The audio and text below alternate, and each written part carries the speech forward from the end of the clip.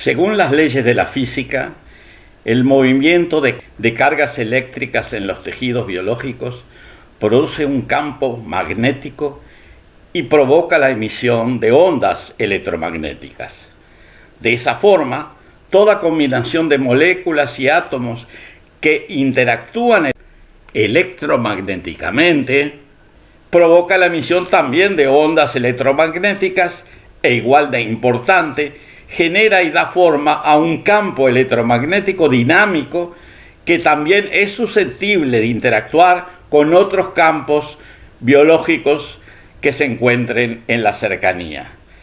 Fundamentalmente, hay que considerar que cada molécula de ADN o ácido desoxirribonucleico puede irradiar varios tipos de ondas dependiendo de la naturaleza de su interacción con material biológico como el ADN y el ARN, e incluso generar campos que se extiendan bastante más allá de los espacios tridimensionales que ocupan los tejidos. Se sabe que los tejidos vivos emiten constantemente una cierta cantidad de ondas electromagnéticas, generalmente de intensidad muy débil. No sabemos con exactitud qué parte de la célula realiza estas emisiones, pero de acuerdo a ciertos indicios, lo más probable es que se trate del propio ADN. El ADN, o ácido desoxirribonucleico, que es la molécula orgánica por excelencia, está compuesto por una larguísima cadena helicoidal doble de bases.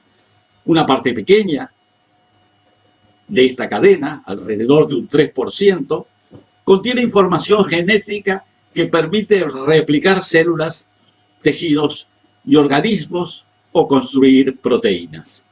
El resto, a veces llamado irrespetuosamente ADN basura o junk DNA por algunos geneticistas, según Narví debería llamarse ADN misterio, está formado por repeticiones cíclicas de secuencias de bases que no parecen tener sentido. Señala el propio Narví que es probable que estas larguísimas cadenas repetitivas con una estructura molecular casi cristalina puedan ser verdaderas antenas de transmisión y recepción de ondas electromagnéticas. De acuerdo a esta hipótesis, los tejidos animales y vegetales generarían campos electromagnéticos débiles y complejos que serían modulados continuamente por los billones de moléculas adherínicas próximas. Para ello, estas moléculas utilizarían sus segmentos transmisores receptores. Con el transcurso del tiempo, los organismos vivos habrían desarrollado este sistema de comunicación para alcanzar una eficacia máxima. A diferencia de los animales que pueden utilizar métodos de comunicación dinámicos y que por tanto tienen menos necesidad de otros sistemas comunicativos, los vegetales y otros organismos deben recurrir a sistemas de emisión estáticos. Por ello no es de extrañar que los ecosistemas incluyan un componente electromagnético complejo proveniente de sus organismos vegetales y animales que permite optimizar el juego diplomático de las especies que lo constituyen.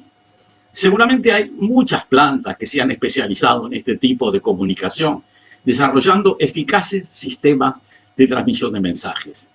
Estos estarían destinados tanto a individuos de la misma especie, incluyendo mensajes internos dirigidos a sus propias células, como a los organismos de especies diferentes. La hipótesis central de nuestro trabajo es que algunos vegetales generan formas de comunicación muy especializadas o de gran fuerza que les permiten transmitir mensajes complejos a los centros nerviosos de los mamíferos, por ejemplo a los primates y en particular a los seres humanos. Ellos incluyen los mecanismos químicos, cuyo funcionamiento ha sido investigado parcialmente, y probablemente los métodos electromagnéticos antes mencionados. Tal vez el efecto que las plantas psicoactivas ejercen sobre nuestro sistema nervioso sea una combinación de ambos tipos de comunicación. Para aprehender el funcionamiento holístico de la conciencia, será necesario aproximarse al tema con mucho desprejuicio y apertura mental. Según McKenna, nuestra especie es en gran medida el resultado del intercambio de influencias recíprocas con ciertas plantas que producen intensos efectos sobre la mente. Señala este autor que algunas de las sustancias contenidas en ellas tienen un efecto muy específico en las capacidades humanas. Un ejemplo es la psilocibina, un agente activo del Theonanacatl y otros hongos que provoca un impacto profundamente catalítico en el impulso lingüístico. Los individuos o comunidades que consumían el hongo lograban una mejor comunicación a través del lenguaje. Aquellos o aquellas que no lo hacían se encontraban en franca desventaja. De a poco, las poblaciones consumidoras, que a su vez eran los grupos más aptos para el lenguaje simbólico, lograron una predominancia sobre las no consumidoras.